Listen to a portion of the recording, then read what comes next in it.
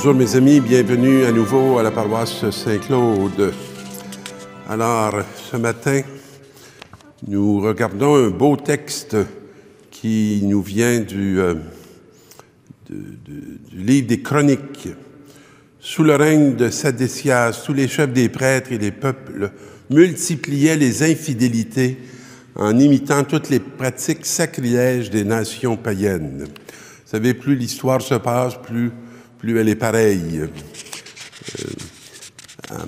On pourrait porter ou dire cette réflexion.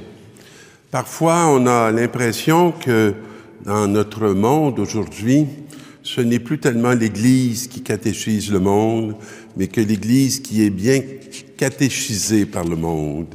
Et elle adopte de plus en plus des comportements qui sont des comportements, on pourrait dire, d'infidélité à la sagesse qui leur a été transmise par tous ces envoyés dont va nous parler ce texte, qui nous fait aussi une image et qui nous dit que la colère ne pouvait plus se retenir tellement les infidélités étaient grandes et que ce temple a été détruit.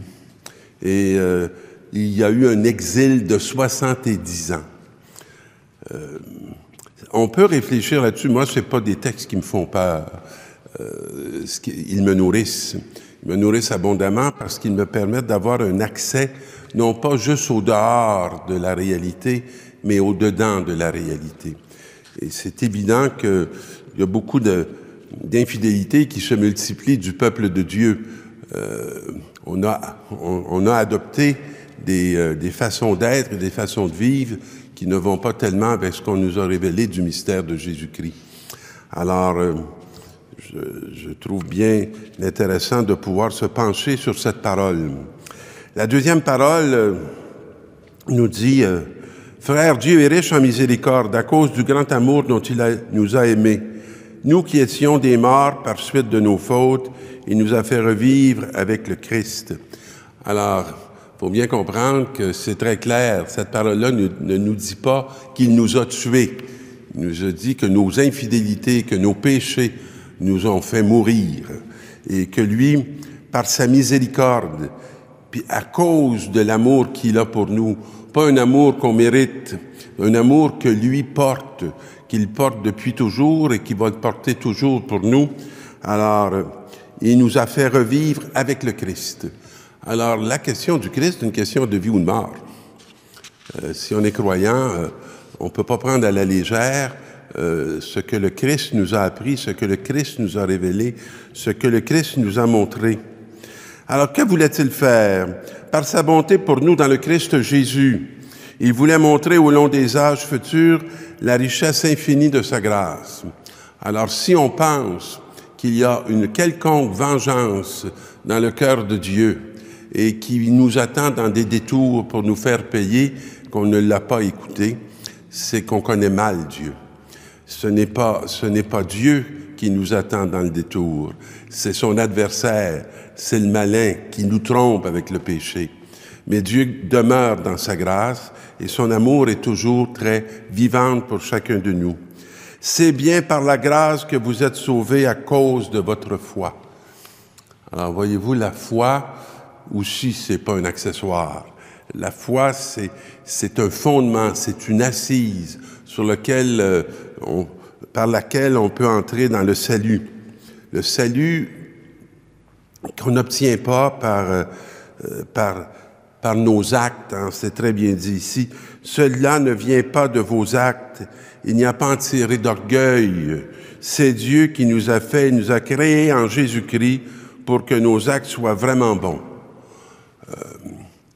Nos parents n'ont pas ce pouvoir-là de nous créer en Jésus-Christ. C'est l'Esprit Saint qui a ce pouvoir de nous créer en Jésus-Christ. C'est notre liberté d'humain qui fait qu'on accepte d'être créé en Jésus-Christ plutôt que d'essayer de se créer nous-mêmes. Alors, pour que nos actes soient bons, conformes à la voie que Dieu a tracée pour nous et que nous devons suivre. Alors, on n'est pas dans une soumission, je dirais, béate. On n'est pas dans une soumission qui ferait qu'on serait dominé. on est dans une adhésion, ce qui n'est pas du tout la même chose. Et Dieu a envoyé son Fils pour sauver le monde. Et là, nous avons le beau texte du serpent de bronze qui fut élevé par Moïse dans le désert. Ainsi faut-il que le Fils de l'homme soit élevé, afin que tout homme qui croit obtienne par lui la vie éternelle. Alors, vous vous souvenez de ce récit dans le désert où le peuple murmurait contre Dieu et il y avait des serpents brûlants qui leur mordaient les chevilles, puis ils mouraient. Je trouve que ça ressemble parfois à nos villes, hein, où il y a beaucoup de murmures, ou nos familles, ou nos communautés chrétiennes, ou nos milieux de travail. Beaucoup de murmures, il y a beaucoup de morsures, même s'ils ne laissent pas des traits sur le corps, ces morsures, ils laissent des traits profonds dans les cœurs. Et pour que la mort soit vaincue, alors Moïse avait invité à mettre comme un étendard ce serpent de bronze, alors qui était différent de celui qui faisait des morsures et qui était déjà un signe de Jésus-Christ qui va être élevé sur la croix. Et c'est vrai que parfois, lorsqu'on développe ce beau réflexe dans les bassesses de ce qui peut nous accabler, lever le regard vers le Christ et lever le regard vers Jésus sur la croix, ça peut nous faire vivre tout autrement l'événement du présent, en se souvenant que un chemin nous a été montré. Et le chemin qui nous a été montré pour passer de la mort à la vie, c'est un chemin qui passe par la croix. Non pas un lieu où Dieu veut notre mort, mais un lieu où Dieu veut nous rencontrer. Et nous rencontrer dans ce qu'il y a de mortel dans notre existence pour le transformer en éternel. Alors, car Dieu a envoyé son Fils dans le monde, non pas pour juger le monde.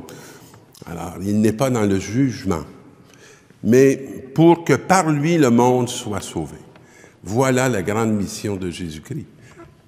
Apporter le salut au monde. Celui qui croit en lui échappe au jugement.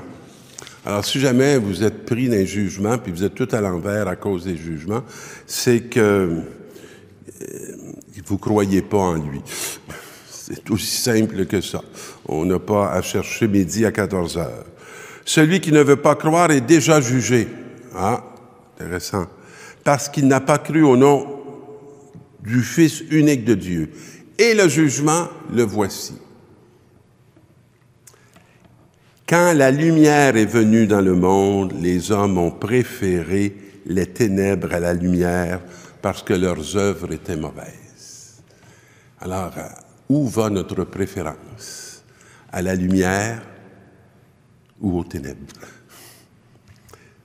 En effet, tout homme qui fait le mal déteste la lumière. Alors, vous savez, il n'y a pas juste Adam et Ève qui se sont cachés au paradis terrestre.